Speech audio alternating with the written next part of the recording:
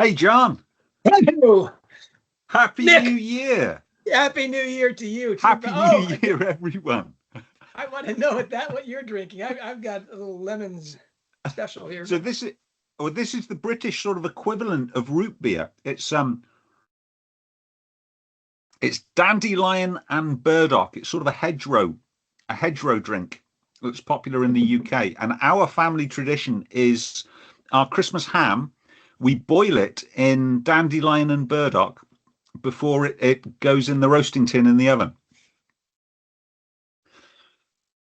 wow, Nick, that's just it's approaching haggis levels, but that's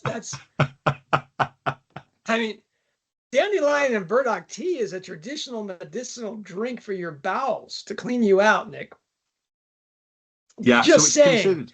the It, most penetrating roots. Like the joke in Iowa in the United States is if you want to plant burdock, what you have to do is you have to take the seeds, throw them over your shoulder, and run because the burdock has taken over everything behind you as is coming towards you, whatever.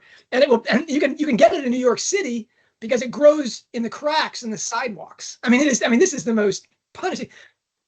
And they fed it, of course, to American prisoners of war in Japanese prison camps, which the folks from the Midwest thought was one of the grossest things possible to feed this noxious weed to them. And of course, at the war crimes trial, the Japanese officers who just sat there stoically through the whole thing suddenly objected. We ate gobo as well. You know, gobo is a delicacy. That was the best thing we were giving you. Yeah. Anyway, yeah, gobo. That is yeah. The Japanese equivalent, at least the Japanese I knew in the United States, of a yeah, snipe hunt was to send you out to dig for burdock tip because you dig burdock, it disappears into these microscopic roots. There's no tip to it. It becomes the yeah. soil, and so you can dig for hours in a burdock field and come back with like this handful of burdock tips. But all right, So we get um, we we so get you we drink get a that stuff lot for of New burdock. Year's. That's Well, yeah, we that's get we get a lot of burdock in UK as well. Dog owners will know them. Addie's not. It's not such a problem with Addie. She has very short, fine hair. But all our previous dogs were quite long and wiry haired, and they would just come back, and you'd have to try and cut all of these burrs out of them. But yeah, well, you're not eating your burdock early enough because when the stalk shoots on a burdock plant, it's dead. You know, it's gone. It's yeah. gone to seed. But yeah, drinking burdock still, Nick, at New Year's is like the Russians who dive into ice cold water on Theophany or on Russian New Year.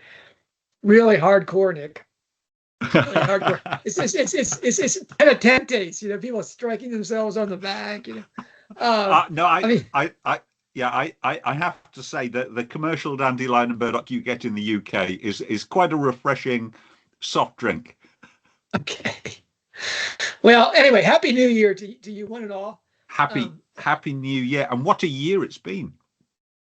But for the site, for our new friends and old friends in the comments section, I've got to say, John, you're getting a bit of a reputation within the community for almost uncanny prescience in predicting things. So my own there's one. self-destruction. Did I say, Well, oh, at the end well, of the year, everything will explode on John. I'll have I, no heat or power in his house. We'll have to move across the country on the drop of a I dime. He got 2 weeks until the end of the month. Let's go.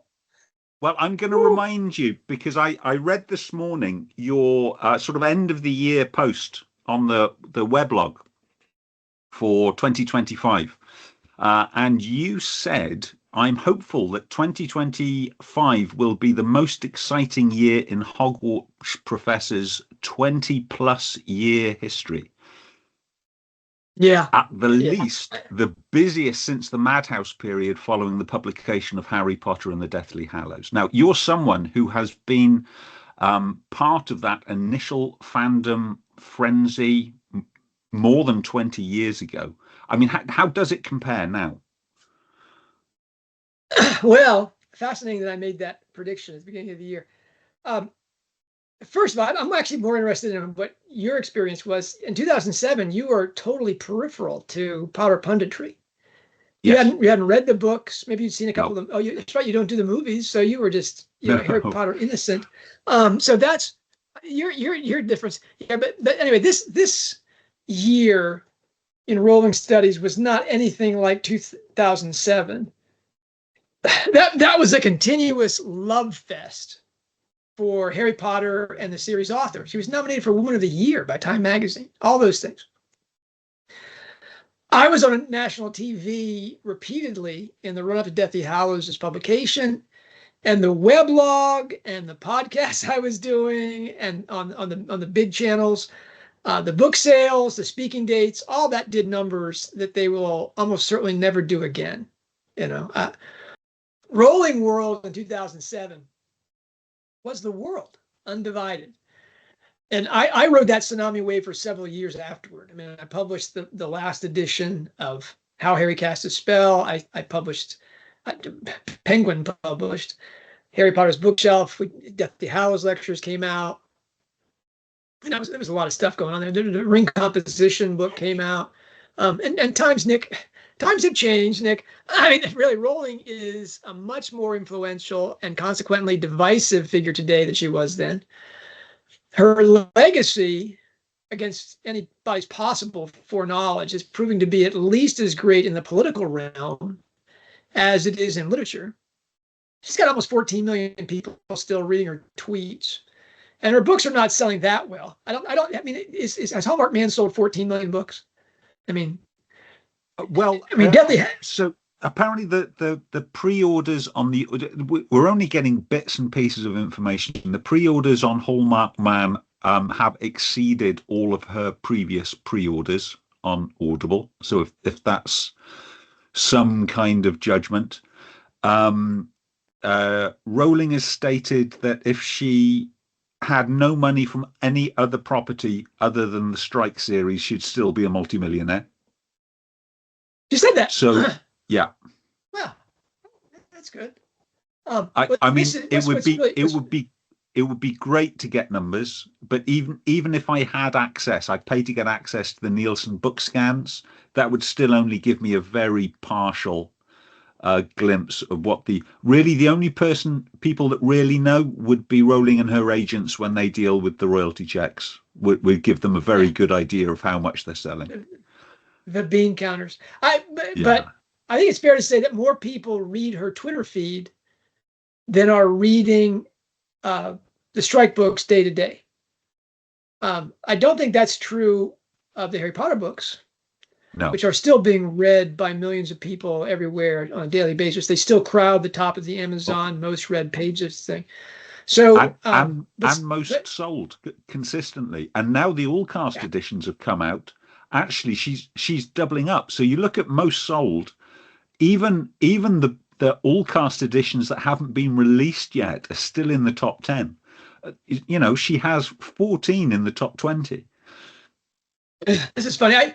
I went to Substack sent me a notice saying that we were number 82 on Substacks for fiction. And Nick, I'm Lockhart enough that I went through to see who were the 81 Substacks on literature that were above us. Who've we got to beat, John? Who've we got to beat? That's right. Well, nobody in the rolling field. There's nobody with our niche. It's mostly for writer wannabes and people that have been doing this for years and years on Substack that have really large followings. Our following is still growing significantly on a weekly and monthly basis. So anyway, back to this. Rowling's legacy is, I think, is now when she dies. Yeah, they'll mention Harry Potter. They'll go through all of that, the Cinderella story, etc. Then they'll talk about Cormoran Strike, maybe, and just a few things. Depends on how big the Christmas Pig cartoon becomes. And then we'll get the discussion of the trans wars. And really, how she changed the world from just falling down the whole transgender, the gender theory extremist, chasm. She pulled the world out of it. She saved innumerable children and adolescents from mutilation, and castration. And now, that continues to play out. So really, her legacy is more political than it was then. But when you mention rolling, there's some places I know I could never get. One of the places I have a degree is Oklahoma City University, but they'd never invite me there to speak because it would cause the whole campus to shut down. Just someone saying kind things about J.K. Rowling when she's a transphobic murderer. Anyway, our role at Hogwarts Professor has changed correspondingly to that. We sided with Team Rowling against the gender theory extremists in 2020, and we were canceled in consequence. No book deals, no speaking dates, no podcasts, because I refused to bend the knee to Potter fandom's collective effort to cancel Rowling as a transphobic murderer, because she stated simple biological and psychological truths. Oh, well. In 2025, though, as I hoped last December and January, we reemerged as leaders of the Royal Society of Rowling Readers. I'm still ostracized, of course, from Potter fandom conventions and the like, as well as from strike podcasts for reasons I don't understand. Nick, what's going on? Why don't they like me? But our conversations, Nick, we have an ever growing following globally. Yeah. What's our number? 38 or 39? What are we up to? In terms of countries we're in. I think we've been fortunate as well in that what we are interested in has no direct competitor. So there are great strike Ellicott sites. There are great Harry Potter. Well, there used to be great Harry Potter sites. But there's nobody really, I don't think, apart from us, looking at the entire Rowling opus and treating her as a serious contemporary writer who's doing great things. Yeah, seriously, we talk about not just J.K. Rowling, but other contemporary writers when there's a big event. But if you want to listen to and join in the conversation about the artistry and meaning of J.K. Rowling's work, and I do think she's the most important writer living today, this is the place. And it's not only because you and I are chatting, it's the conversations. I mean, I'm moving, and I'll apologize now at the beginning, and I'll apologize again at the end, that I read every comment that comes in, and I want to stop work. I want to stop putting together all my books and knickknacks, and I think I have 13 extension cords, Nick, that I've collected from all parts of the house or whatever. It's just nuts. My yurt is now going to a local, what they call them, community supported agricultural site, and they're thrilled to death to have this yurt for their community gatherings and things. So that's been really pleasant. But it involves taking down a yurt and rolling up the pantograph and doing all these things and talking to him about how we want to lacquer this or that. And it's a fun thing, but really my life right now is insane. So I haven't been commenting on the Substack thing. That's just, it kills me. Some of the things like Tam Spells and Sandy Hope put this wonderful thing up yesterday, and I was just like, oh man. But it's like it's not the Nick and John show, because it feels like we have dozens of hosts, but just because of the quality of the comments that we get. Yeah. I mean, I've been missing Ed's comments, and now Ed is back. Yeah. And every time he writes, I think, gosh, I totally missed that angle. It's just like, wow. Why doesn't Ed have a podcast? But anyway, but I'm so glad he's in our conversation because it brings everything up. I do have here's a weird audience member story. I can call somebody out here. Dear friend of mine, Joshua Sturgill, in Wichita, Kansas. He and his wife Rebecca and their son Cassian came down here. He didn't know we were moving, and he checked in with my daughter in Santa Fe, and she told him the whole story. Right when I texted him and said, "Do you want a yurt? I'm trying to find a home for my yurt." And so he stopped by, and I tried to explain to him what we were doing on the Substack, podcast, our conversations. And he said, John, I get updates on every podcast you do. And I said, I didn't even know you were a subscriber. And he deferred. He didn't want to say to me he wasn't a subscriber. Maybe he is, maybe he isn't. Maybe his wonderful wife is. But it turns out the real listener in the Sturgill family is Martha, his mother, who every time she sees him or talks to him or babysits for Cash or whatever, says, well, Nick and John said today that, Rolling has this. Thank you, Martha. So Martha, thank you so much. If only for shaming your silly son for not joining this conversation here, because as a poet and a reader, he's a spectacular man. But it's just great to know that there's somebody in Wichita, keeping things honest. Anyway, and also for me, while I'm going through this, let's call it a tornado, Nick. Let's call it a twister of Oklahoma dimensions. In just my life, and yet it's this community and having this as a base and something to return to and to join in. It's just, I didn't have that this time last year. If I'd had everything blow up in my face at the end of last year, wow, I just had blown up face. It's been a great year. And I'm again hopeful, especially in light of our move east, that 2026 will be another breakthrough year at Hogwarts Professor. So Nick, you've put together this topical list, made this idiot proof for John, so I could come up with something intelligent to say today.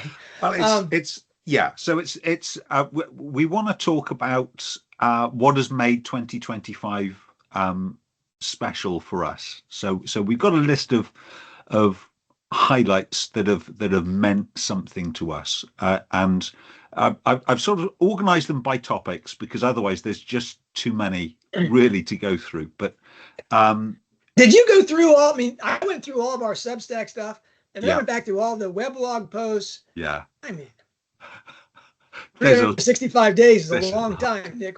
There is 3 hours to go through this stuff. But you mentioned just now that Hogwarts Professor, and we're a rolling site. We're here for scholarship on rolling, but not just rolling. We cover other writers as well. So the first topic I wanted us to come over is the non-rolling Hogwarts Professor highlight of the year. I'm going to go first. So for me, actually, it meant an awful lot.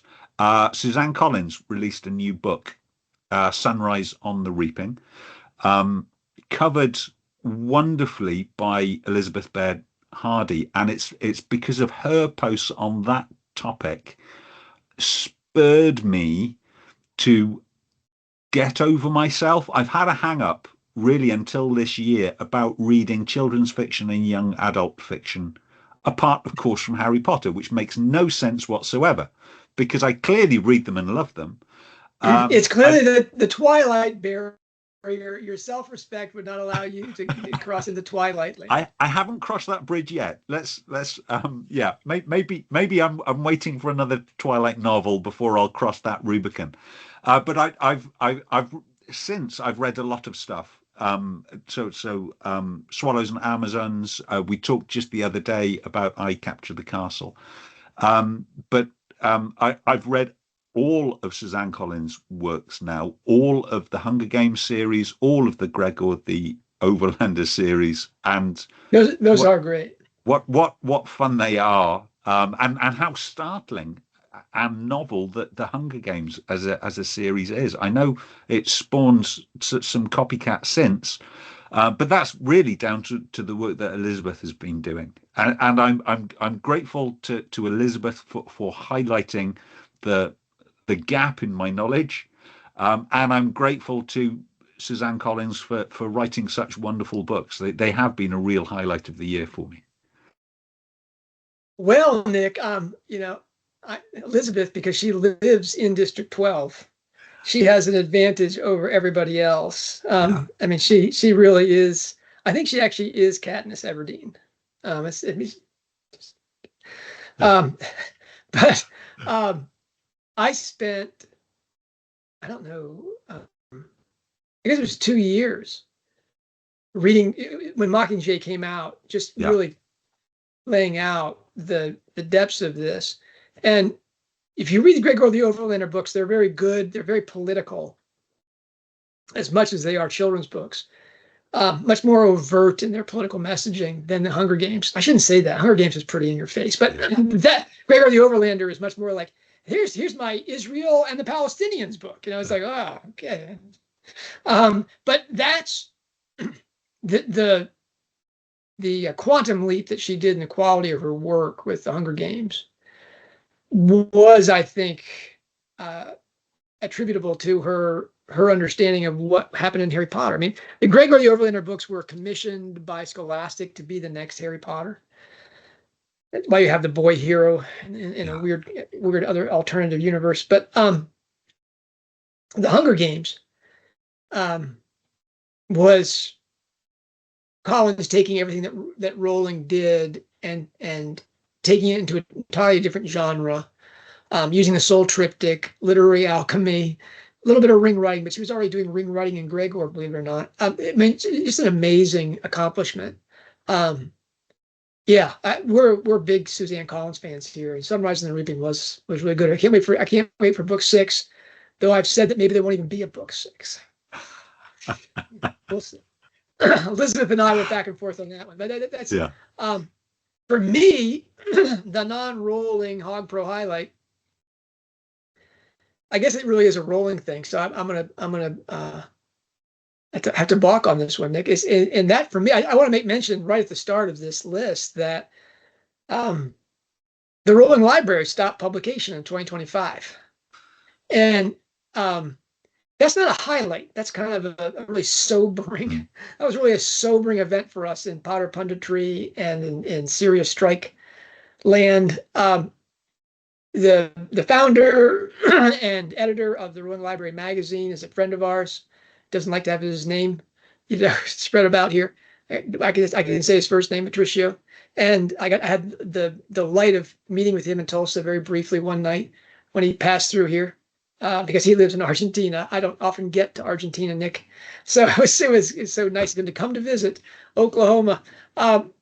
And really, those people who are not involved with international Rowling studies have no idea the debt that is owed to the Rowling Library, to Patricio personally, for all of the tools and just that magazine was coming out on a monthly basis. Had at least 2, sometimes 3 or 4 really high quality pieces from really the things that we'll never cover here.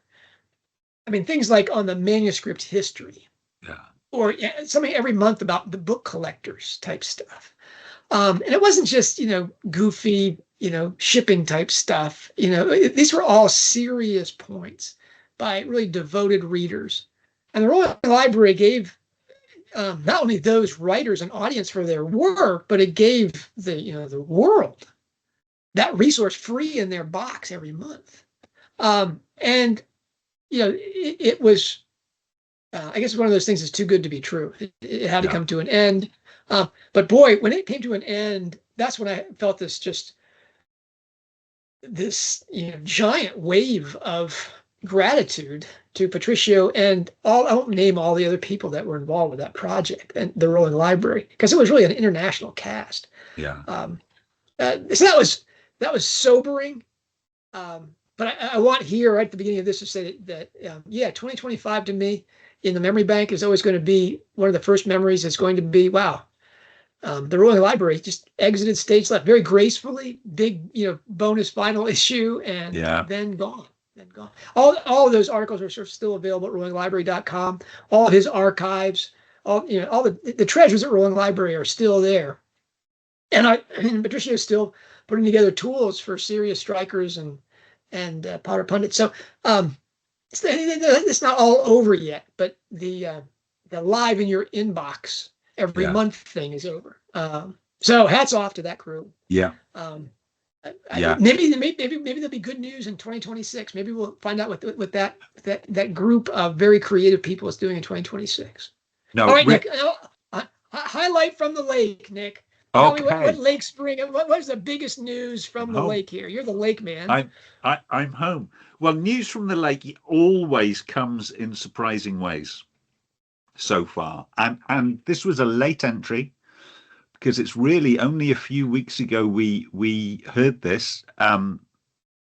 J.K. Rowling has a genetic blood disorder, and she revealed this on Twitter. And it was in part of a conversation about gender versus sex, and the fact that a female person has some illness or problem prevents her producing eggs does not mean she's not a woman. And she likened that to this condition that she has. She has a genetic blood disorder. That is a fault. It's not to say that she is faulty, but she has this disorder in her blood. It doesn't make her any less human, but to have it is not normal. It is a problem. It is something that requires care.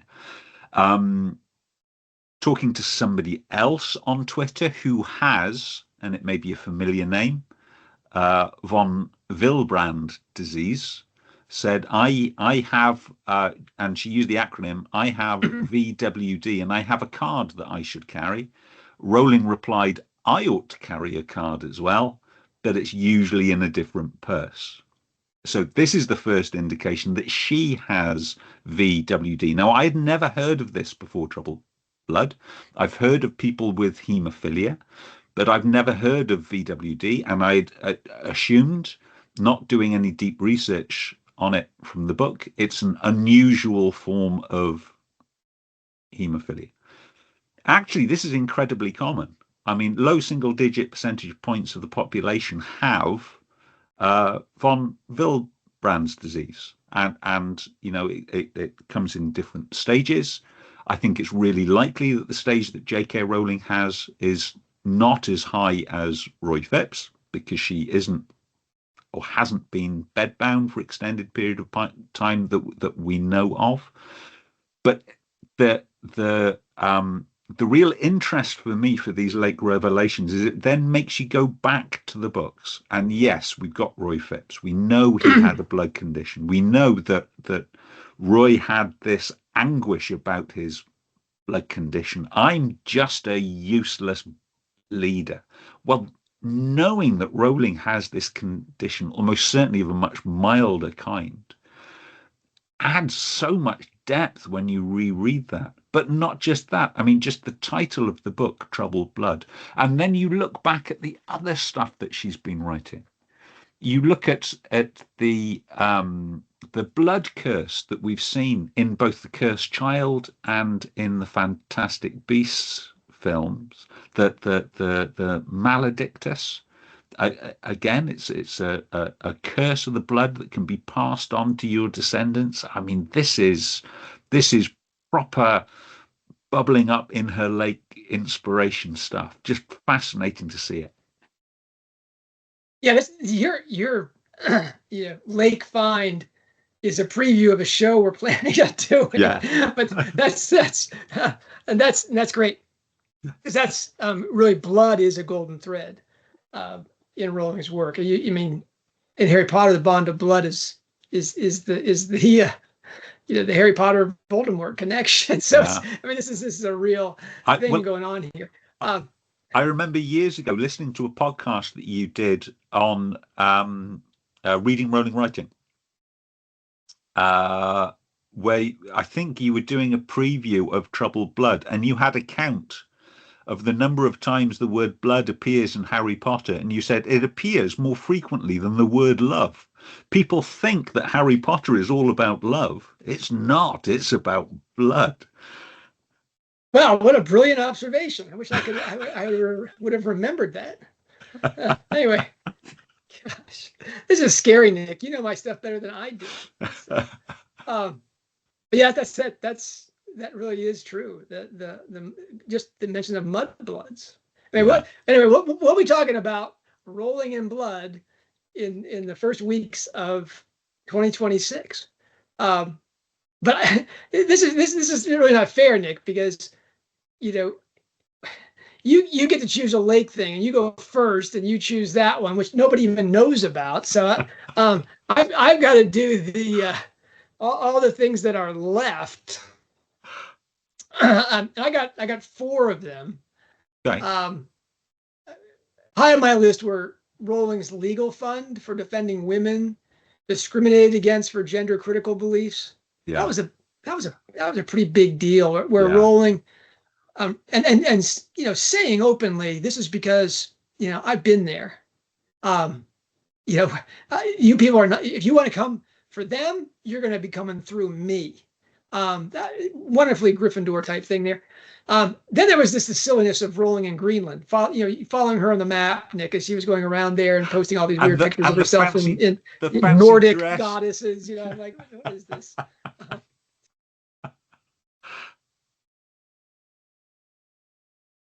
That was fun. Yeah, that was fun. I mean, Rowling having fun with her family and friends. That's great. Those two are interesting. Greenland and that legal fund. Kind of things that I'm entertained by and I admire very much. And then there's the reveals that she made about her lake, her core beliefs. The first one came on the 7th of August, which were part of a conversation that were Lake and Shed tweets. Let's see if I can bring this up here.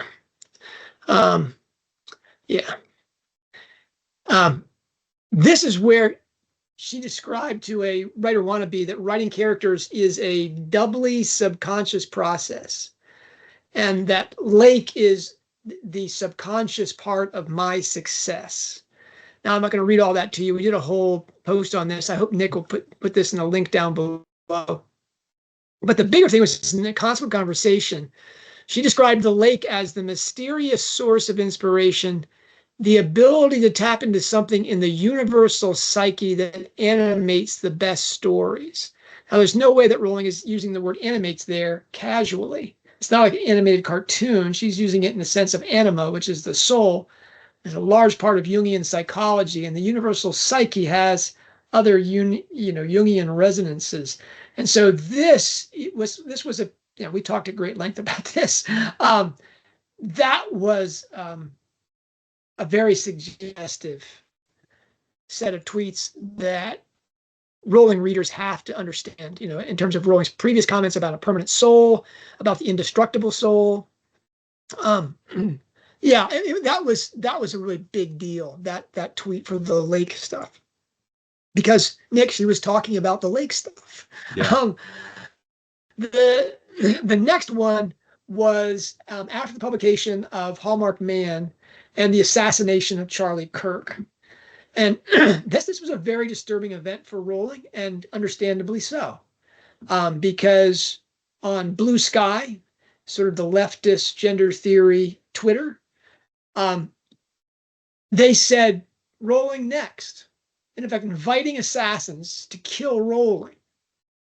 And you can imagine what that meant to somebody, to anybody in the world, to have people you don't know calling for other people you don't know that own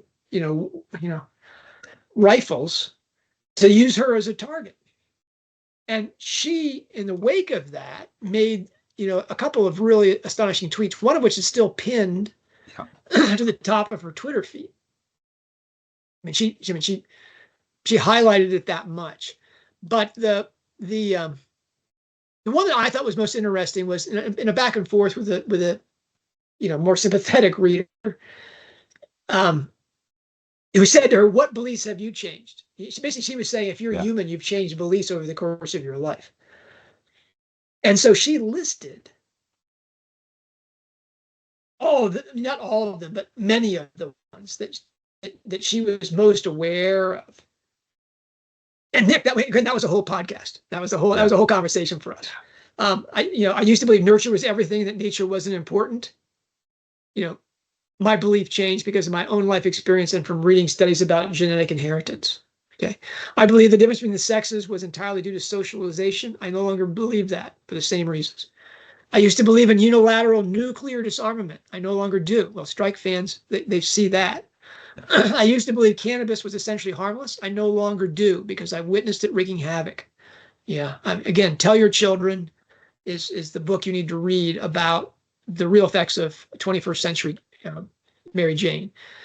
I used to believe in assisted dying. I no longer do, largely because I'm married to a doctor who opened my eyes to the possibilities of coercion of sick or vulnerable people.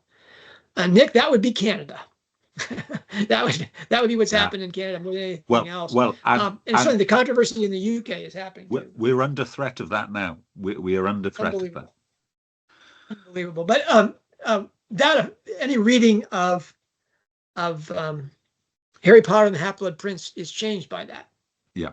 Because clearly, Snape's assisted dying of Dumbledore on the astronomy tower reflected Rowling's belief, which she has since changed. And it was a large bit of criticism, especially from Catholic readers, that found that murder to be unacceptable in terms of what it communicated to children about assisted dying.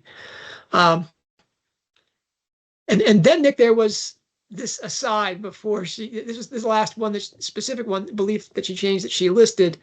I've struggled with religious faith since my mid-teens.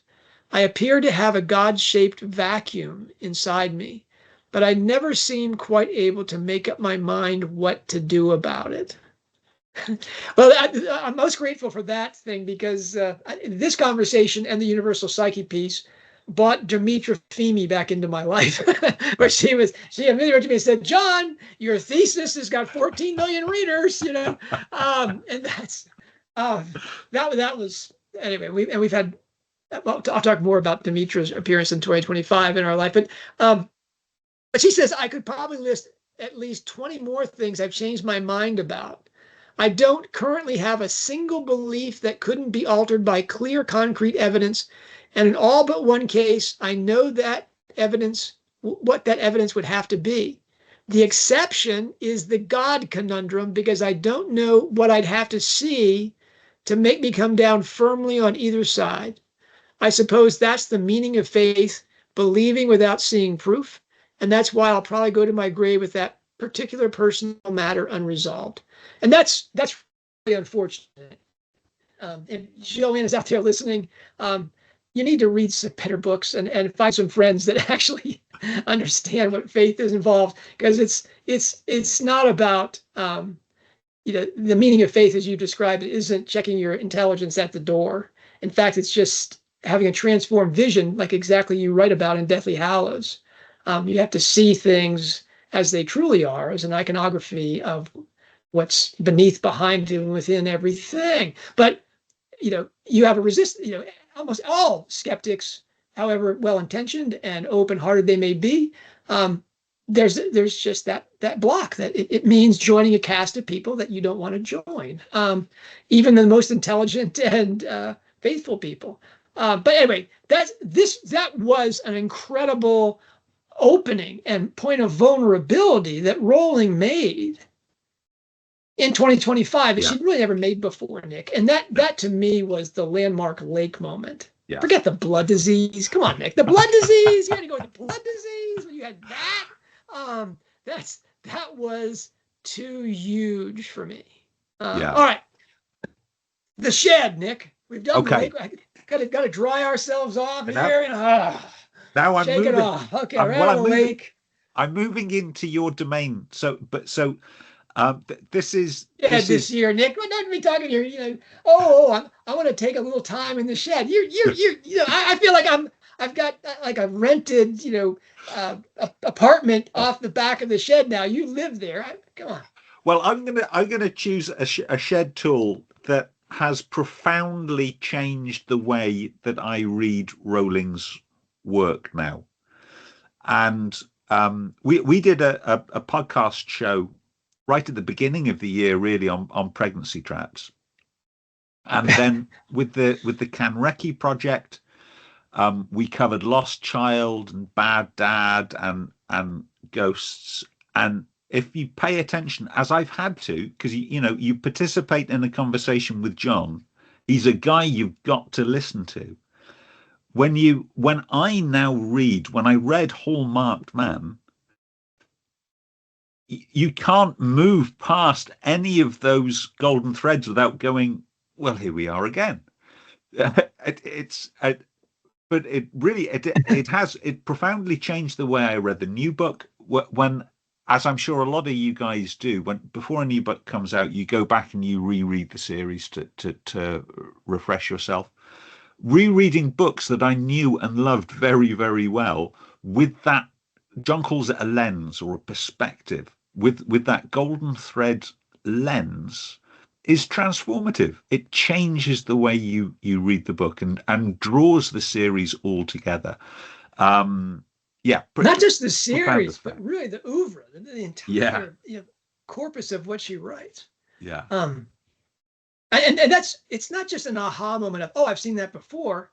It's how is she using this here? What is the point of this? I'm with you, Nick. The golden threads, we talked about them. And really, as you said, I think it was in early January, we did the pregnancy trap golden thread. We only did 3 rolling studies, articles or podcasts, January to June, through June. And yet we were working on these things and laying them out. That was, and the thing that was most requested from our ever-growing audience as we made our way through the Conrecki project, we'll talk more about that in a minute, was more on the golden threads. I think we devoted 2 or 3 episodes at the end of the month we did a catalog of we had 2 episodes where we did 8 golden threads per episode. I mean, it was a lot. And that's an aha moment that astonishes people. And we're going to do that with blood soon. Yeah. Which now that we have this, Rowling's a card-carrying bleeder, we can see why that may have been part of her thinking. But what does she make of it?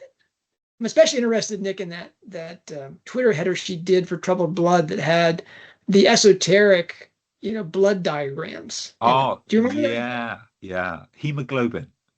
Yeah, that was pretty bizarre. But hemoglobin, as Dürer might have drawn a hemoglobin model. I mean, it was pretty bizarre. The golden threads, in terms of the shed, I mean, that wasn't really new to what we were talking about, but boy, did it come right to the front in our Conrecki review of the entire, everything she's written, and then focusing on that during that project. That is a lead up to Hallmark Man, where it was like, start checking the boxes. Yeah. As you go through this.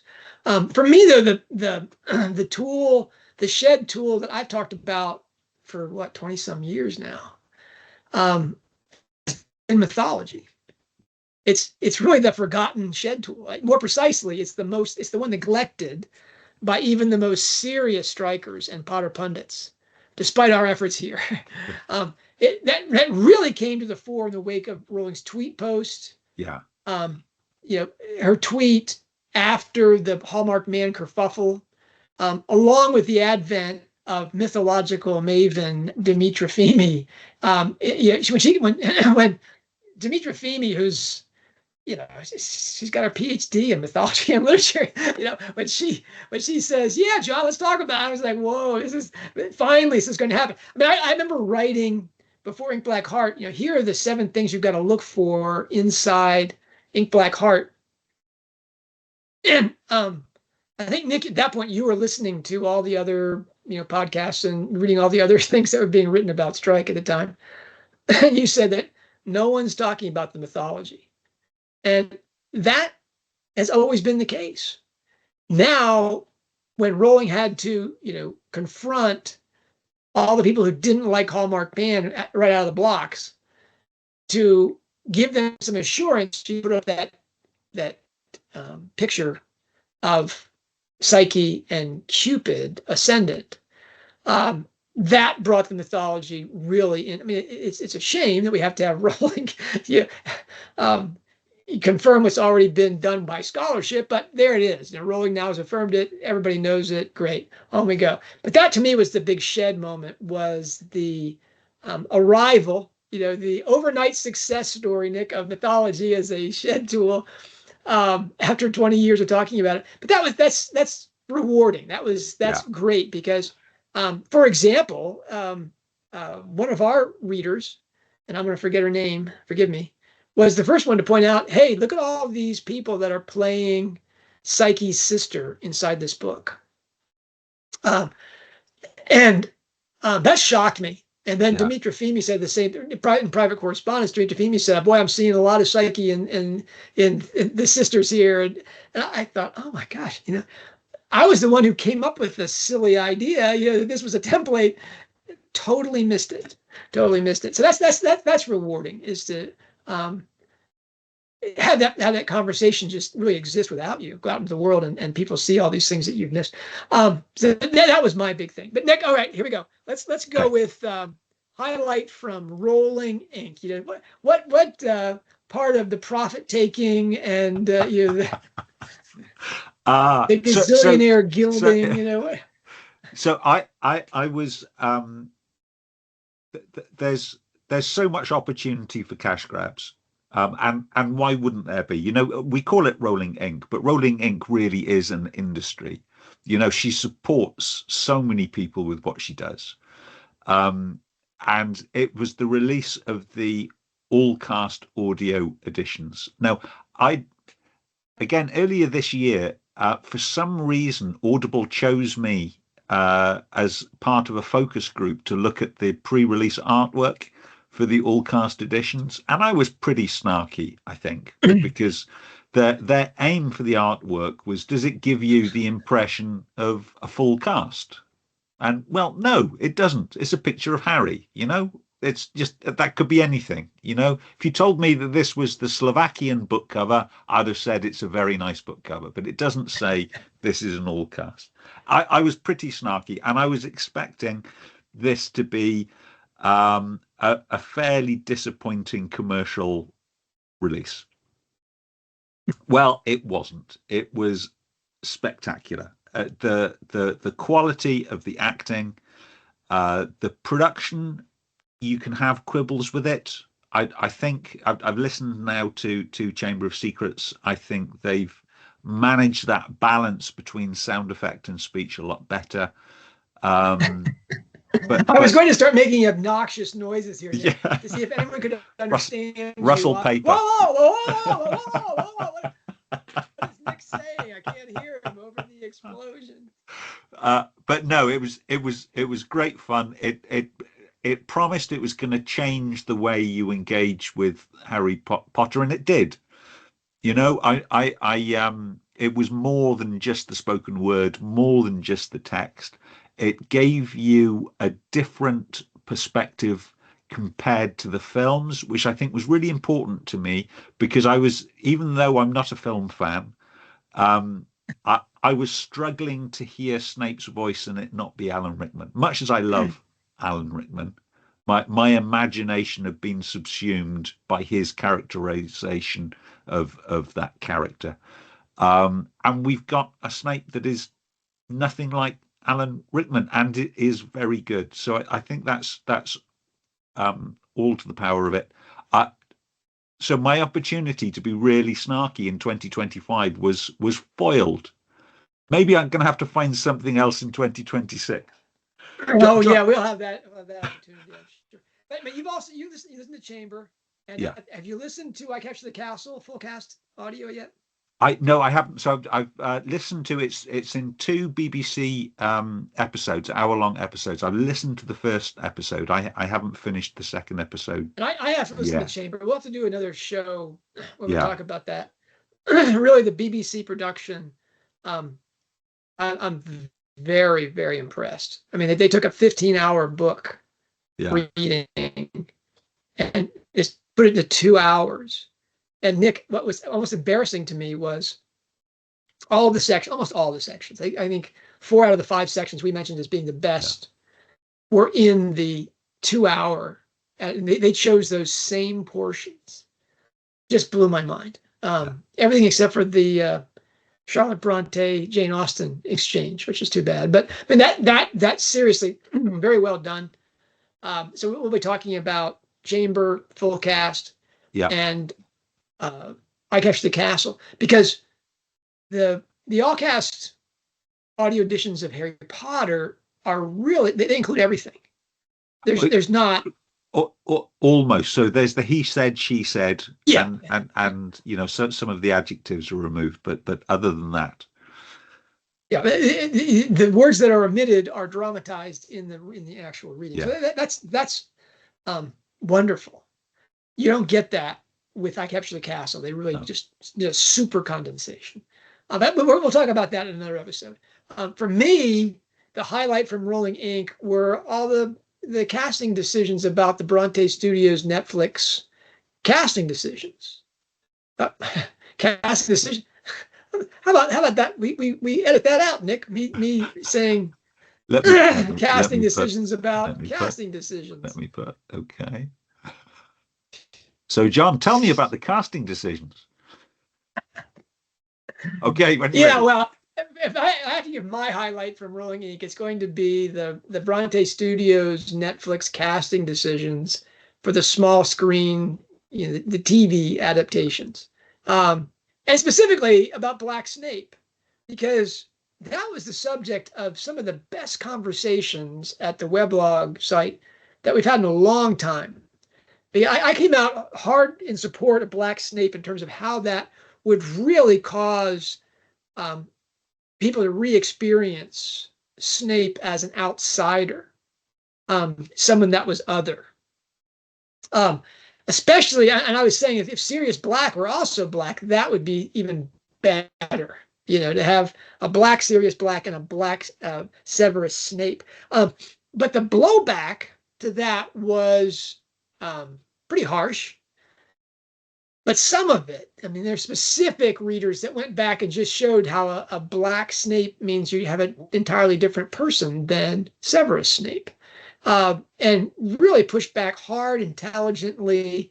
There was none of this, it's all woke nonsense.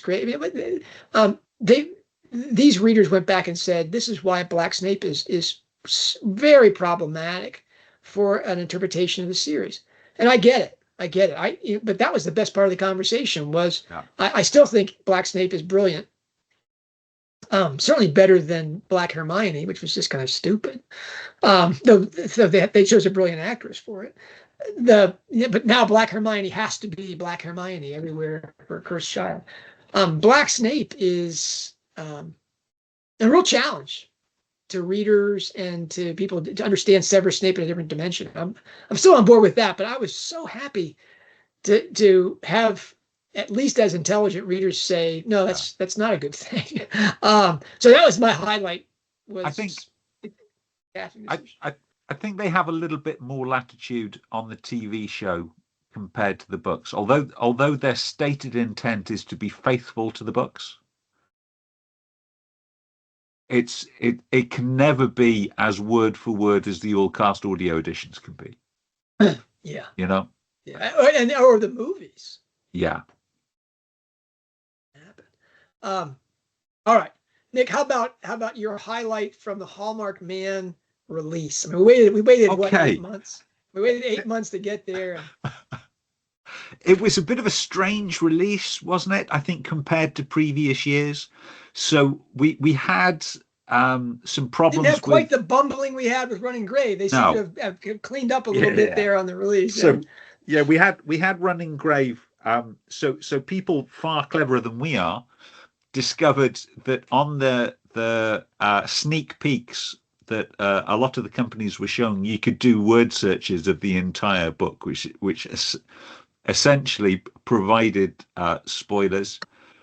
We had a long time before we had an official sneak peek, and I don't think we ever had one in the English language. We had a German translation came out quite early.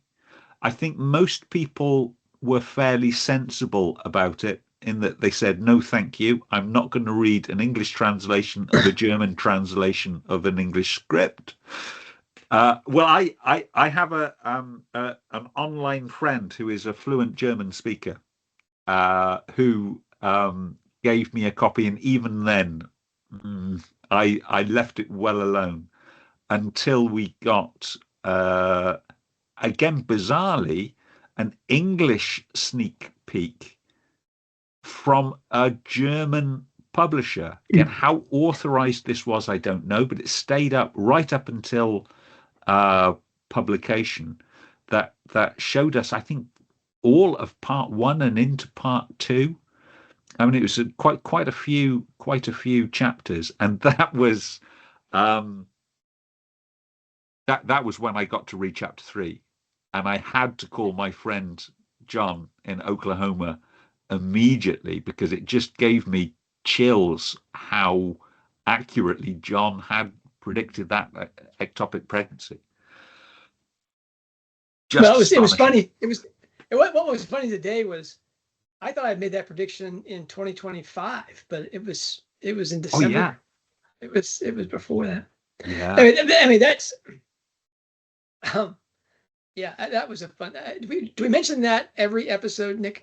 Are people saying? Do people have their checklist of things that John and Nick are going to say during their show and say, "Okay, the ectopic drinking game, have everybody knock one back," you know?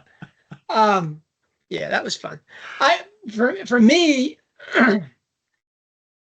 the highlight from the release was reading the book through the first time, which I hadn't done in a couple of books. I think for Troubled Blood and Running Graves, certainly, I just read parts at a time and tried to come to some grips with their structure before I finished the book.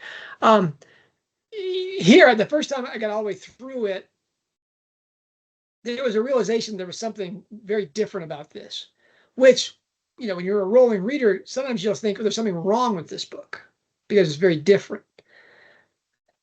Really, the conversations we've had here, Nick, and with friends in the conversation, in the threads, we realized that for the first time, Roland wasn't writing a self-contained strike mystery that had overarching story details, but he or she was writing the first of a three-part series ending piece in which many of the players from the books will be returning in feature roles. Realizing that made a lot of the seeming problems with Hallmark Man. It has to happen in the vault, Nick. The murder has to have been committed there. We couldn't have just given him a peanut butter sandwich. You know, we have to execute him and leave all the silver behind. You know, yeah, it was a pretty problematic murder mystery, but it did very well. I'm really close to certain that this is a thing now, that we had the 7-book ring that introduced us to all the characters, and we love them and we're totally engaged. And now the 3-book epicycle, if you will, off that main orbit of the sun. You know, we're going back to Rowling's a traditional astrologer, so you got to have epicycles in your geocentric universe. That epicycle, these 3 books, is going to be a trilogy. And that we will remember Hallmark Man as maybe the best book of the series because it took that, it had to be a story of some kind that was really engaging, but would introduce all the characters that are critical for 9 and 10. And maybe I'm wrong about that, Nick, but that to me was the highlight, was suddenly realizing this was a book unlike every other Rowling book, and that it was brilliant in execution. How brilliant we won't appreciate until we have 9 and 10, but you know, I just don't think that Dino Lancaster and Valentine Lancaster and Sasha Lagarde and crazy Mama Tara aren't going to come rolling back into Galbraith's novels 9 and 10. So that was a big deal for me. Nick, what highlight from that book 9 and 10 tease do you have for, you know, Hallmark Man here? What that period post 9 and 10 tease? Well, I mean, we say that 2025 is the year of the Hallmark Man release. In terms of Rowling and what she's talking about on Twitter and her headers, it's all been about books 9 and 10. Way back in January, we had the header for York Minster and the York Walls, which she stated, because people said, "Oh, is this Hallmark Man?" No, no, no, no. This is book 9. Strike York, book 9. Okay. And then you've got to assume all of the subsequent headers have been either book 9 or book 10 teases, because they certainly weren't in Hallmark Man. You know, you think of we had the collection of dolls, we had the tree house, we had that street and fortification in Portsmouth. And then the pick of the crop is the one that's only literally just gone back. This was an early Christmas present from J.K. Rowling, was this charm bracelet. Now, Rowling and charm bracelets have got a history, I think it's fair to say. So she was first given a charm bracelet by her mother. That was stolen from her flat in Clapham Junction in South London, which she still feels bad about. She was given a charm bracelet by her publishers after the publication of Deathly Hallows. She wore that for the first time and lost one of her charms. I think it was the Philosopher's Stone charm came off it. She created to auction for the Lumos charity Harry Potter charm bracelet that was incredibly successful. So we're up to 4 charm bracelets now. We have got the finest Christmas present that Robin Ellicott has ever received. Now, from anyone. Now, this may only exist within the pages of the book, but it wouldn't surprise me if J.K. Rowling has also created this charm bracelet. So now we have, in the header, again, another real charm bracelet. So it's either the 4th or the 5th, depending upon how you're counting it. And this is the charm bracelet that she has stated, isn't going to be in the book. So it's not a charm bracelet that Robin gives to Strike, which would be a lovely, if cheesy, idea. This is purely clues to tease her audience. Now, we are the Hogwarts professor. We are serious strikers. We are Potter pundits. We don't do any of this fan servicing nonsense. Except, of course, we do. It was great fun. So I put a post up on the WordPress site. Go and take a look at it. Link down below. We've got an engagement ring.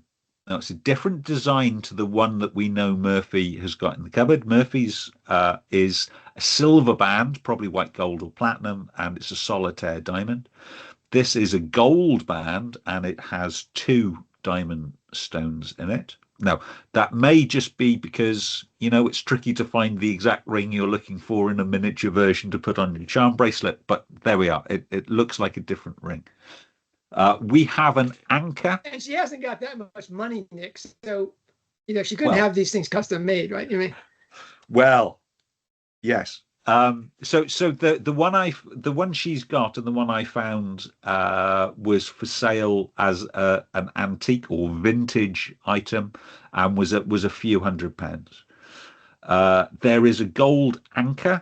Well, we know we've seen Portsmouth, if we want to be literal about it, and it's also, if you look really carefully, it's got a rope going through the stock of the anchor. That's called a fouled anchor, and that is a naval insignia. So you could take it as she's talking about Portsmouth and there's going to be a naval connection in Portsmouth, or you could take it as a symbol. And the anchor is the symbol for hope. Usually you'll find it on a charm bracelet in 3s with faith, hope, and charity. With hope being the anchor.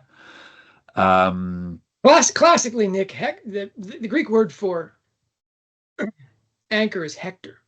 Yeah. And so the hero to the Trojans was Hector. He was safety and security. He was the grounding force. Anyway, sorry. I mean, the symbolism of the anchor is the anchor is kind of like the lighthouse. is like you can make a lot out of it. I mean, Yeah. there's anyway, go on. Excuse me. Yeah, I think likely to have more than one meaning. Then we have two sort of cartoon characters.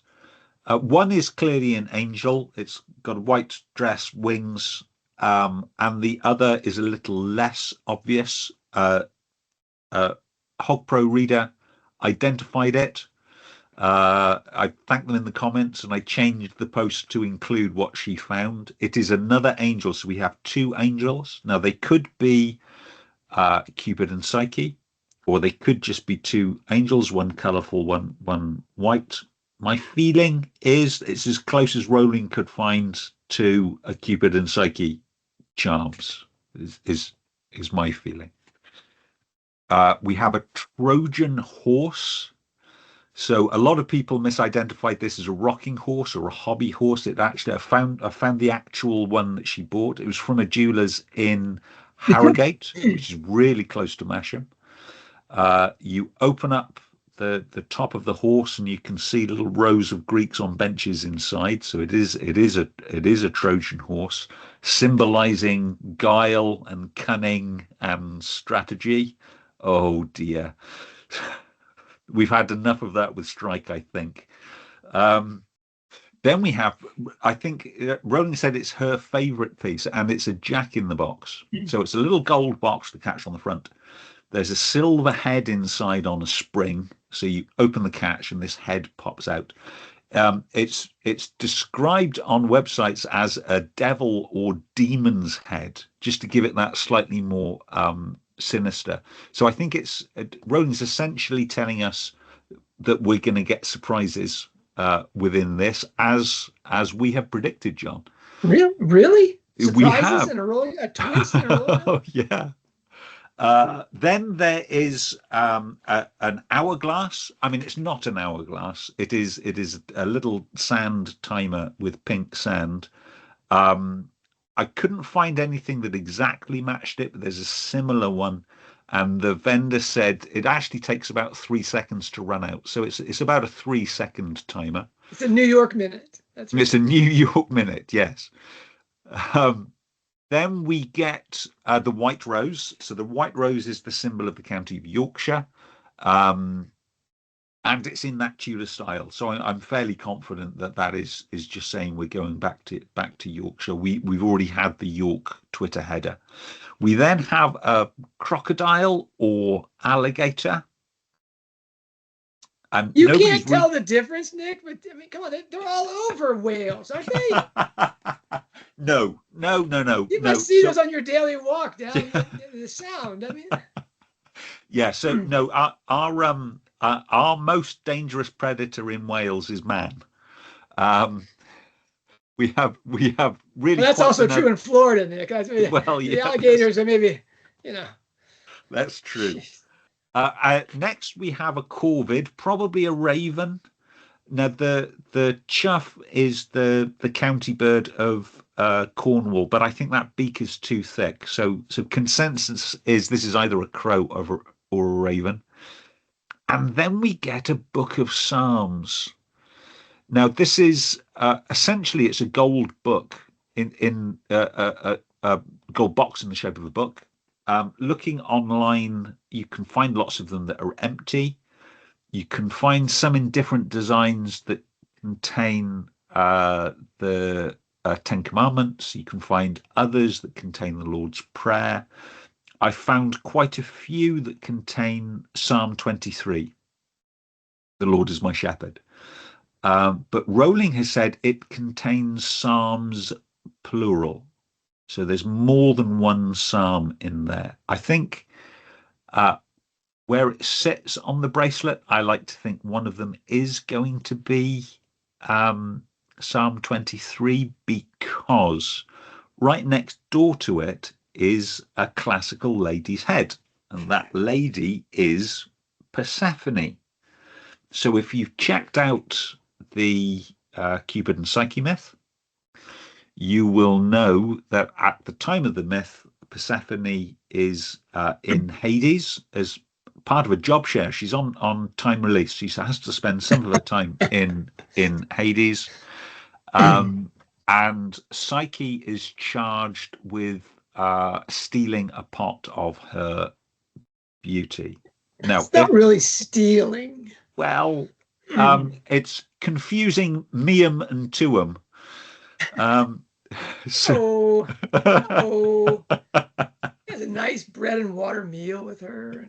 Yeah. Anyway. But yes, so I think if Robin Psyche is going to walk into the valley of death, I think Psalm 23 will provide her at least some comfort. Which is a long way of saying, yeah, really enjoyed that fan servicing header from J.K. Rowling as an early Christmas present. Yeah, I mean, we, as the fourth generation of Potter Scholarship, Rowling Scholarship site, we talk about, oh no, we don't do day-to-day tweets, and we don't do the latest book. We don't do the book that's coming down the line, and we don't respond to fan servicing things. But actually, we do, and we do them better than anybody else. But that's really not our priority. But what the heck? I mean, I read that 9 Charms thing, Nick, and yeah, I read every single piece, thinking, "Oh, wow, that's great. What could that mean?" And I mean, you're not really a Strike fan unless you love that stuff. I mean, or a Rowling fan, unless you get your grins and giggles out of that. It's not the important work. It's not what people are going to be talking about 50 years from now. But yeah, that's one of the delights. And Nick, you're really good at it. I mean, it's embarrassing to us. It's like, how do you find that? But that Persephone Psalms thing, that's brilliant. Make sure that link's down below. Some of the Substack people don't go to Hogwarts Professor and vice versa, the weblog. I've already talked about my highlight for the book 9 and 10 T's. One was the fact that book 8 is a 9 and 10 T's. It doesn't really have a really satisfying story in itself. It's how the book introduces and foreshadows 9 and 10. It makes you go back and look at, for example, all the incest and think like, oh, wow. Looks like 9 and 10 is going to turn on an incest issue. Those are fascinating highlights for me. And then there was the Cupid and Psyche tease. I mean, that was that in a way that was more rewarding to me than the bullseye for the ectopic pregnancy. Everybody drink again. Ectopic pregnancy. But it was another bullseye, wasn't it? Because this was some years ago. You first posted about Cupid and Psyche being a template. Yeah, when Troubled Blood came out, it was part of my thesis too. It was just saying that scene where Strike and Robin are in their inner office and talking about being best mates and everything, and then the lights come on, and then and Robin pulls a knife. I was just like, wow, that's a little close. That's Cupid and Psyche, and we already knew that Strike as the son or the lover of Venus, and Robin as the psychologist. They already were fitting that mold. Yeah, that was that was a real, for me, an exciting template that Rowling was using, and it was just, even I neglected it, as I was saying. Other people were saying, John, look at all these sisters. And I was like, oh, yeah, maybe I should go back and reread the myth that I posted about. That was really rewarding. I don't know if Rowling was, at that point, just trying to offer solace to those fans that really were disturbed by the failed expectations that they had. The book didn't meet their expectations for what Strike and Robin's relationship should be at the end of book 8. And then she threw out this picture, Cupid and Psyche Ascendant, that pointed to basically our approach, Nick. I mean, it was like, hey, there's more out here than just the two of them, hitting the sack. And that was nice. All right, but really, Nick, if you just do the numbers on 2025, we had done 3 posts at the Substack site. I think 2 of which were articles. They weren't actually, conversations. And then we got to July, and things changed pretty radically. So I'm gonna. I remember you pitching this idea to me, John.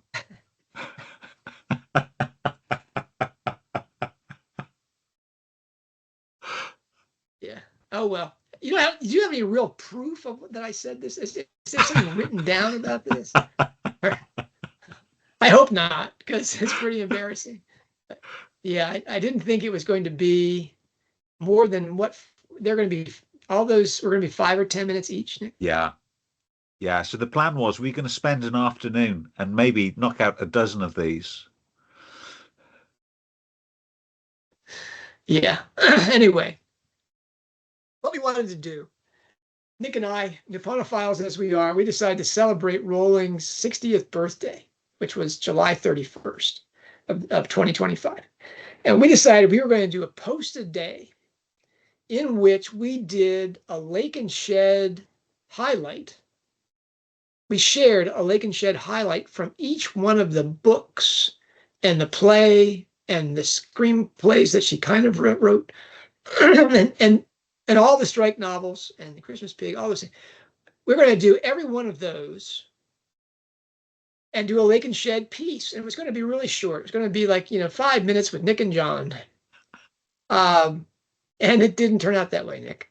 It was, I think, if we'd stopped and thought about it for more than a couple of minutes, that was never going to work, because we have such fun when we're talking about this. We can't just stop on a dime. It's just impossible. Well, the best thing, yeah, I mean, a lot of the Lake things were brand new to people because you haven't written up all the things that you know about all this stuff. I'd heard most of those things in our Saturday morning conversations over the course of a couple of years. So it was still fun for me to hear you do it, but it was, I think for most people, that Lake stuff was just, oh, I don't believe this. You're telling me that the crazy workman in Lethal White is, Joe Rowling's dad? I was like, yeah, there it is, man. There's that little cottage there. I mean, that was those things were just great. But the stuff that I did was stuff that I pulled from 20 years of work. I just went back every time I had a book. I'd search the weblog, I'd search my own books, and come up with something to talk about. It wasn't high effort, I think, for either one of us, and it was fun. But for a lot of people, it was a complete revelation because we weren't doing anything comprehensive.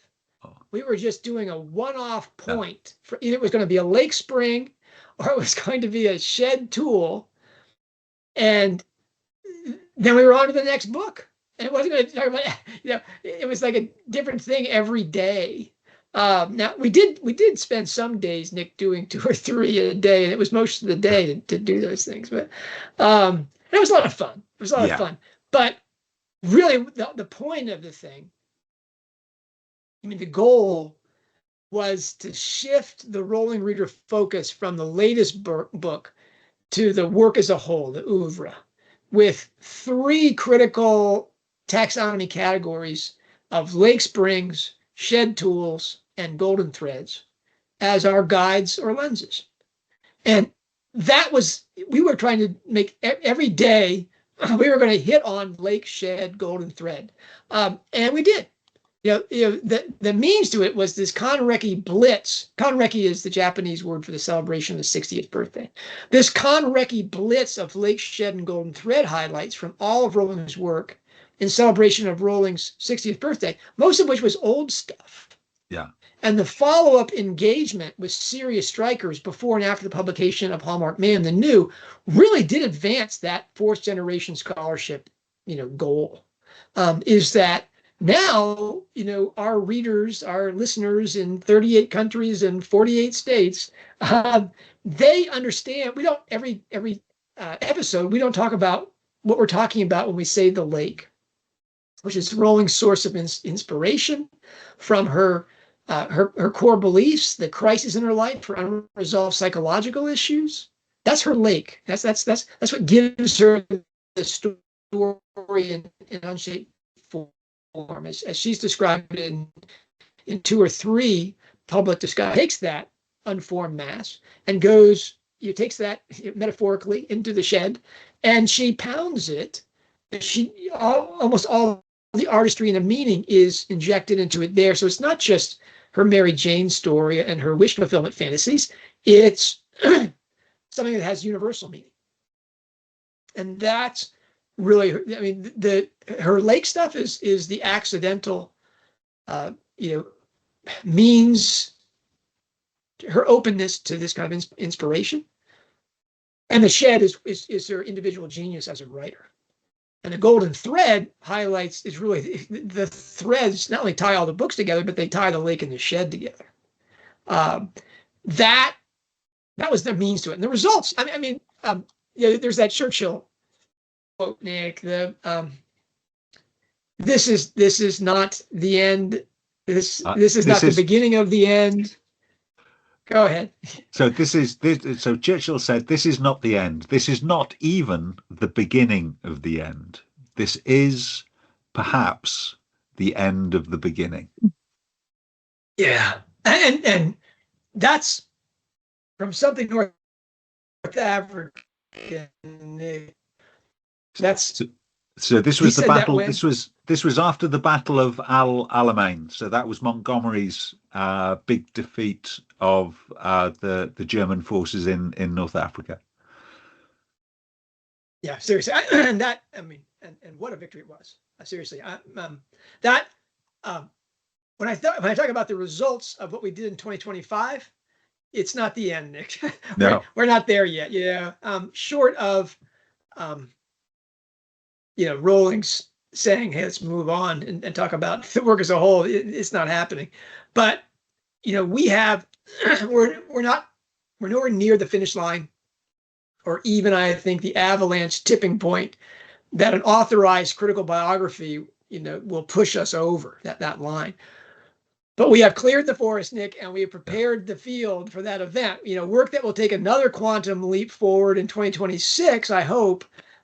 No, I'm sure it will, with our Lake Shed and Golden Thread Rolling Studies 101 online class. Anyway, this year, 2025, has been the year the Substack platform really took off. I mean, I was looking at the numbers. It was funny. We did 55 Substack posts in the years 2023 and 2024 combined. And then we only did 3 posts in the first 6 months of 2025. And we did 31 posts in July and 34 since. Today is the 69th post, Nick, of 2025. We have to get to 70 next year. Because 7, you got to get to that 70 thing. But 69 is a wonderfully Taoist thing. It looks like the Tao. Those numbers mean that we've really moved this forward, especially with that engaging and there's an intelligent comment section below our stuff. It's really unparalleled, certainly in Rolling fandom. I think much of this has been generated by our video conversations here, which we moved from the audio only Rolling Studies podcast. Nick, you're the technical wizard. I want to ask you, what's behind the curtain there, Mr. Wizard? I mean, how have we done this? What's next? So we started out with the podcast, Rolling Studies podcast, and we were using a commercial audio application called Audacity, and all of the podcasts that you listen to, certainly in the fandom, I know Three Broomsticks and Strike Ellicott Files use a similar system. And it's in terms of audio quality, when it works, it's really good. But there's a reason why, I record with Three Broomsticks, and it won't be released probably for 2 months afterwards, because there is a lot of work in editing all of those tracks together. And John, when John and I have a conversation, it's only 2 tracks I need to worry about. But even then, it's probably going to be a week between when we're talking and when it's going to go up on the Substack. It was John's idea really to go to a video platform. And what we're using, it just is a commercial video conferencing software. Now that's got some great advantages. It's really immediate. It doesn't require an awful lot of editing. It means that we can have a reaction conversation very quickly and get it up on the Substack. But there are limitations. And the limitations are, you will probably notice the audio quality is not brilliant. There's some internet lag. So we're looking at ways to improve what we're doing, making it slightly more professional. So you'll see I'm trying out here. I probably just ruined the audio, but we're trying out some things to improve with a view to. John's talked about the online courses. Well, that's going to be a very different kind of content. We're going to want something that's going to be of a good enough quality that people are going to want to watch it and watch it again. That's going to have serve the test of time. It doesn't have to be immediate reaction. We can spend a bit of time on editing. So I'm looking at some software suites that will allow us to do that. Probably we're going to be combining that again with conversational style broadcasting in for the courses in a tutorial kind of setting. And certainly for these Substack posts, particularly if they're reaction posts, then you really can't beat the immediacy of an online conversation using video conferencing software. But yeah, so we're very grateful for the people that have stood by us. We are working to improve the quality of what we're capturing and stay with us through 2026.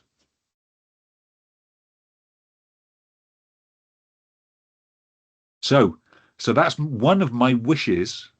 It's one of my wishes for 2026. There's disruption, of course. Our broadcasting studios in North America is going to have some degree of disruption before we can bring those back online. But our next conversation may be from a hotel room outside Memphis, Tennessee. How about that? Yeah, or maybe we'll do it from the truck. How about that, Nick? How about we do a live podcast as I drive my truck across America? A road movie, why not? There you go, a buddy film. Here we are. You have to get in your SUV, whatever, and we'll do a mutual driving, show. Though of course you'll wind up in Scotland if we do the thing in terms of actual distance. If you drive north for 15 hours, Nick, which is about the distance I'm moving. Yes. Where do you wind up if you drive north 15 hours?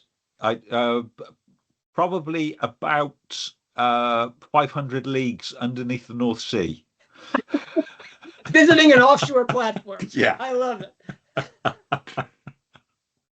I'm in a Jules Verne novel, John. Here we are. Boy, it's cold up here in January. All right, I get it. Okay. Well, I'm just going to South Carolina, Nick. I won't be doing any God willing, I won't be doing any deep sea diving. As soon as settled in wherever I land in South Carolina, we'll finish the Hallmark Man ring charting. Yep. I want you to know, Sandy, I haven't looked at your charting yet, but I'm dreading it. I've been listening to the painful part 5 chapters while packing boxes. Very distracting. It's like one blow after another. I'm like, wow, does this have a happy ending? This is really terrible. And then Nick and I are going to put together first a free 5-part introduction to Lake Shed Golden Thread thinking and a survey of what is known in those categories.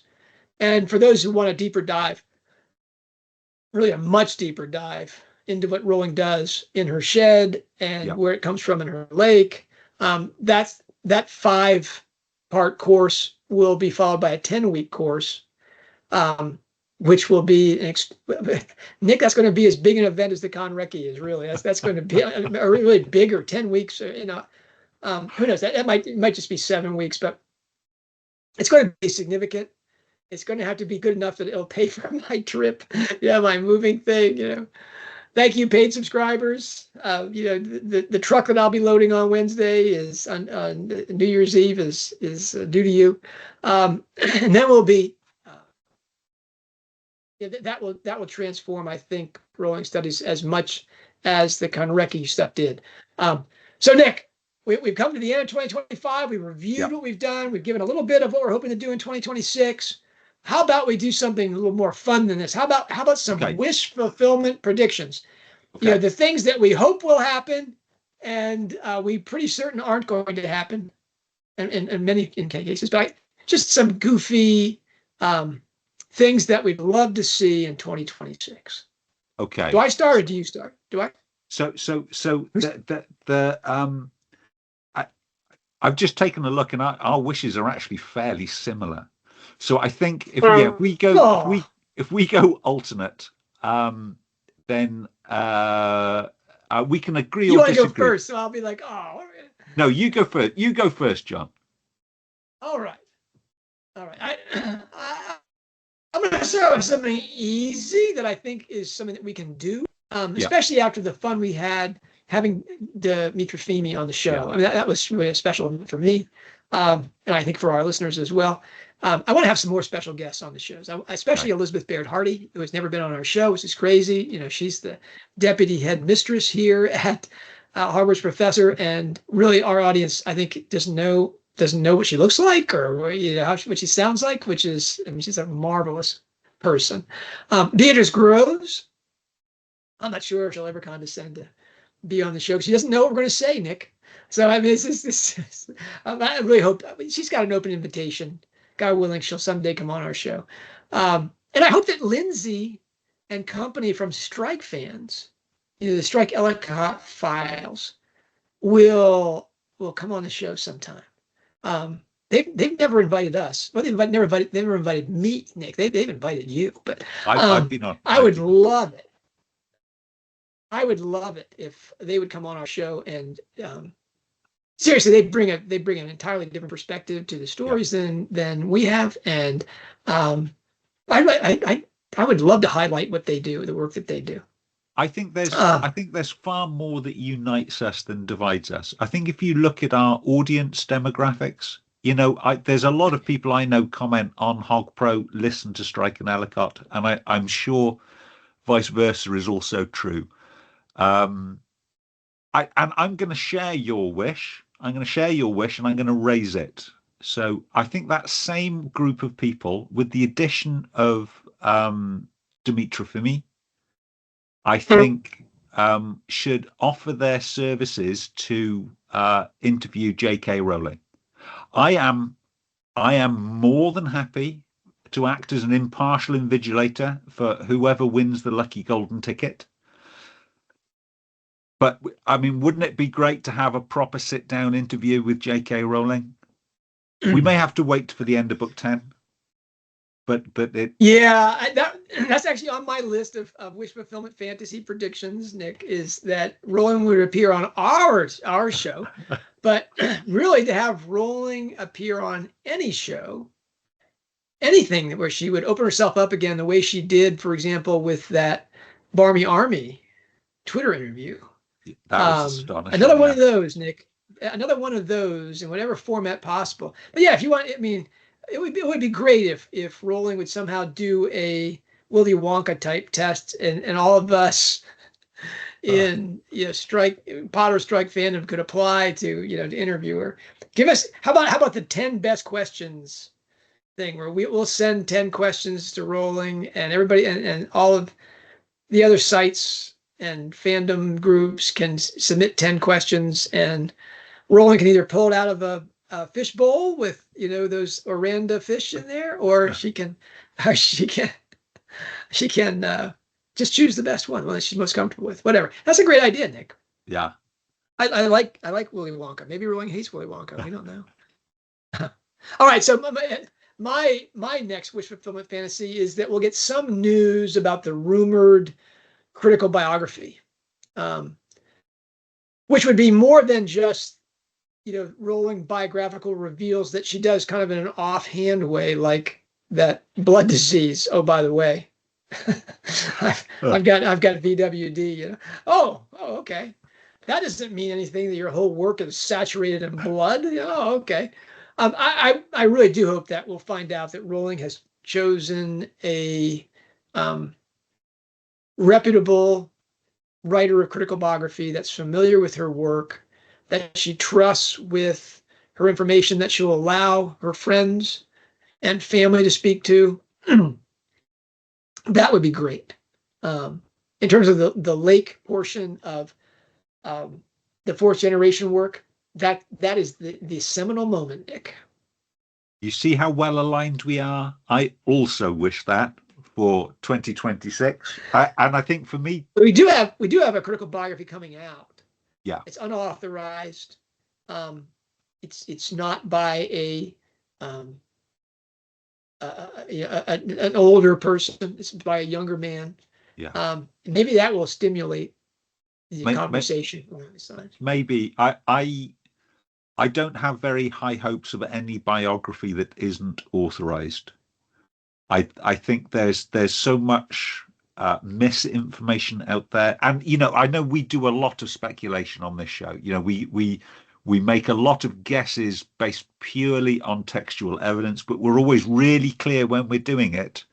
This is just speculation based on the text. This is not, and it does worry me what would make its way into an unauthorized biography.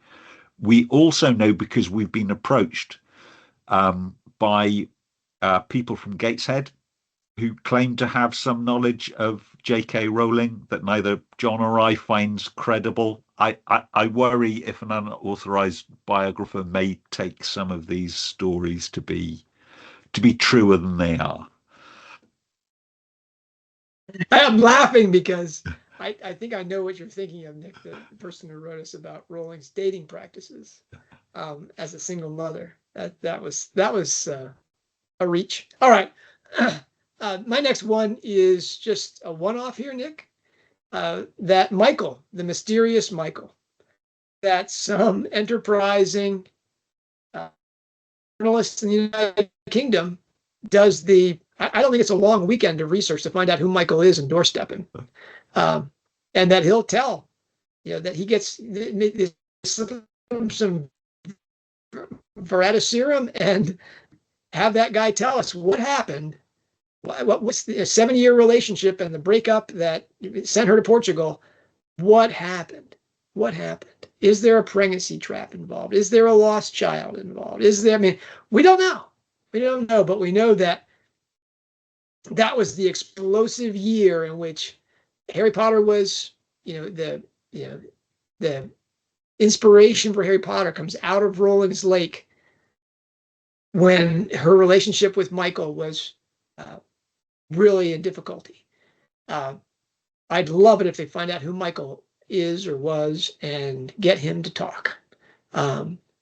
Nick, I think I'll probably be eating cheese on the moon before that happens, but still, I'm hopeful. That's the point of wish lists like this. We don't have to be realistic. I'm going to be really realistic. J.K. Rowling is a professional writer. I don't know if this is news, but she does this for a living. I want a book, John. I want a book in 2026. And I'm not talking about Strike 9 or Strike 10, although I think it's we have a less than even chance of getting Strike 9 in 2026. But really, yeah, I maybe I was just too optimistic for the Hallmark Man. But I'm willing to be pleasantly surprised. But that aside, any book we know, aside from Strike 9 and Strike 10, and we know she's working, and Strike 9 is going very well, but we know she's got 3 further books that are already plotted because she's told us. One of them is going to be a futuristic book. We've got 2 titles. So we've got The Final Cries of Men, a line from John Donne. My feeling is that's going to be either Strike 9 or Strike 10, but it could be a completely different book. We have the most improbable title since The Christmas Pig is Love Stories for the Rich and Desperate. Both of them trademarked.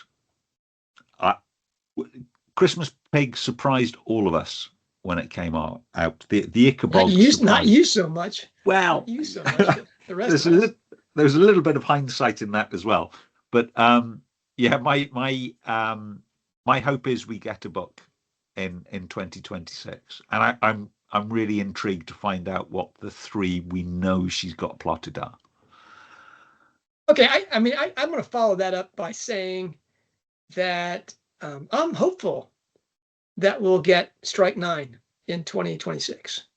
And the reason that I'm oddly enough hopeful about that is because of how much time it took her. I mean, the fact that all her Twitter headers, as you pointed out, for 2025 were Strike 9 Twitter headers. Yeah. That she's been working on this all this year. We haven't gotten the title yet. So in terms of the timeline, this is a foolish prediction, but it's wish fulfillment prediction time, folks. Yeah. I think that this lines up with our ending trilogy theory, because all the work that Rowling had to do to finish Strike 8 was to make sure it lined up with 9 and 10, and the things that she needed for 9 and 10 were properly seeded to grow in 9 and 10 to be harvested at the end of the book for the biggest twist in English literature, even bigger than Austen's Emma, Nick. And that really the appearance of Strike 9 in relative close proximity, within a year's time,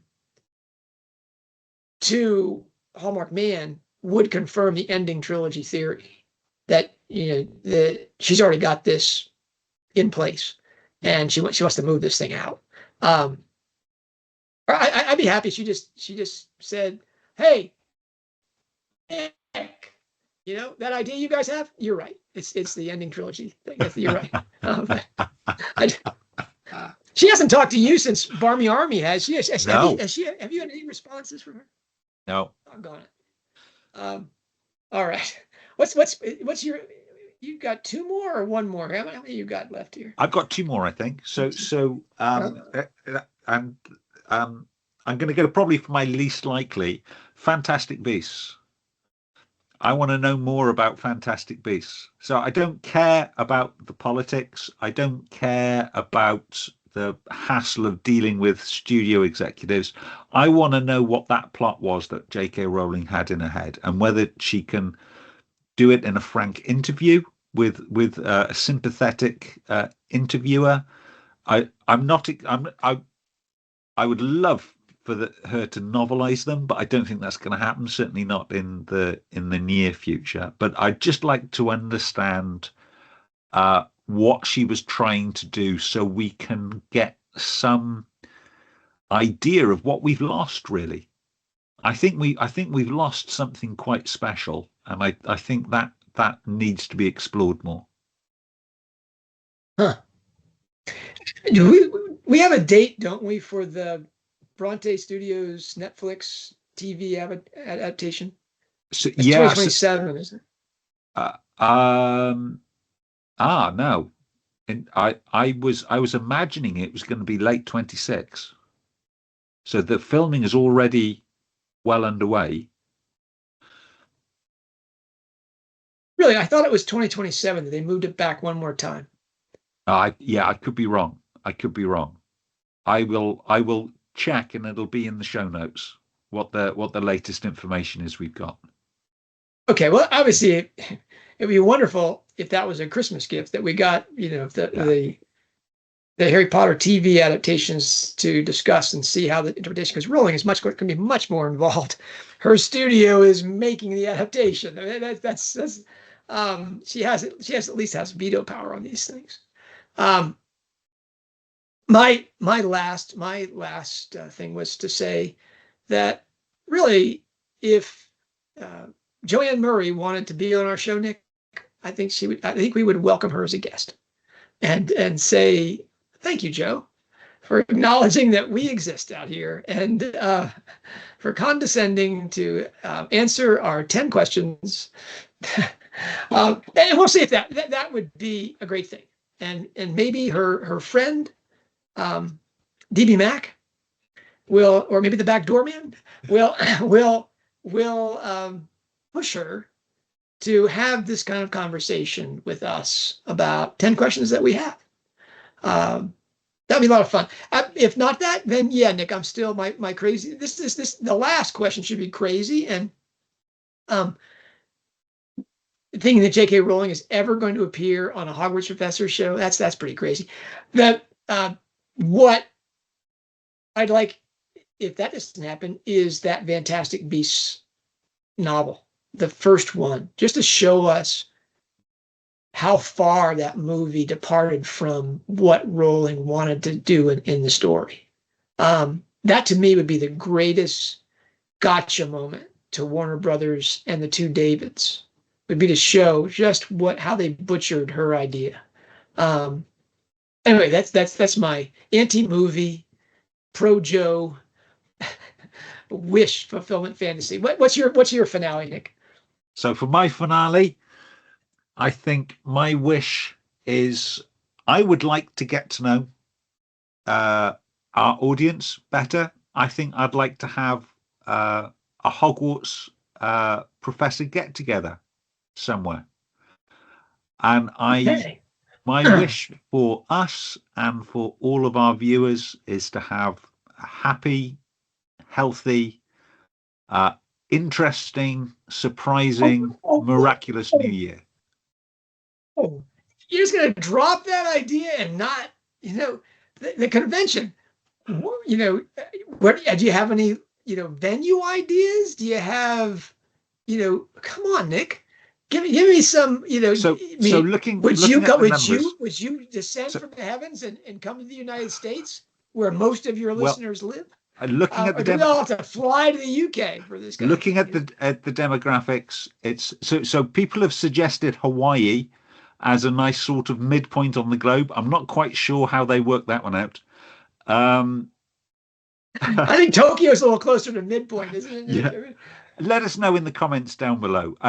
Yes, maybe we could do 2 get-togethers, something in the United States and something in the UK. But yeah, I'd really like to reach out and get to know some of you guys better.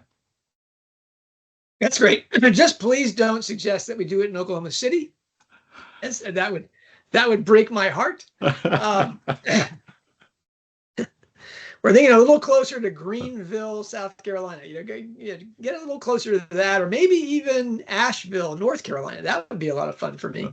I know there's a lot of convention centers in Charlotte, but anyway, that would be a great thing to have a live thing. But of course, wherever we do it live, there would also be, plenty of access to that kind of gathering online. Yeah, we're not gonna close anybody out. I'd just like to meet some of these people. Yeah, I mean, this is my That would be online wonderful, family wouldn't here. Yeah. Oh yeah, that would be great. Thank you for closing with that. That's a great thing. I want to once again express my apologies for my limited commenting on the threads here and on YouTube and other places. Nick, you're telling me there's threads everywhere, and I don't get the YouTube comments. Do you go there? Infrequently, it's something we're going to have to get a system together. I think in 2027 to 2026 to sort of get all these comments together, so it's easier to view. Okay, so I mean, apologies again. That's really the best part of my day is reading the comments people make. They're really thoughtful and challenging and engaging, and I'm just, yeah, that's great. Oh, but there's a wall of bookshelves falling over on me. Yeah. And I want to thank you for your patience, everybody out there, for your patience, support, and prayers since November and in the coming month as my family moves. It's especially the personal notes I've been getting in the comments and via John at HogwartsProfessor.com. That's kind of the wind in my sails, as they say in the Navy. Thank you very much. Thank you very much. Happy New Year, everyone. Happy New Year, John. Happy New Year to you, Nick.